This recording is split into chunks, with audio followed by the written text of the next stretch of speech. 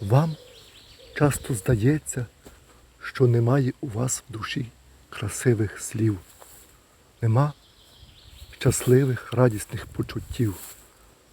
І серце десь зникає, ніби день минає, і ніч наступає, та це так не буває.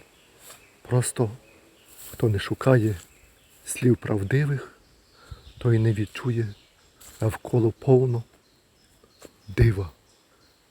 І цей прекрасний світ він не збагне, якщо не знайде глибоко у душі всю сутність свого єства.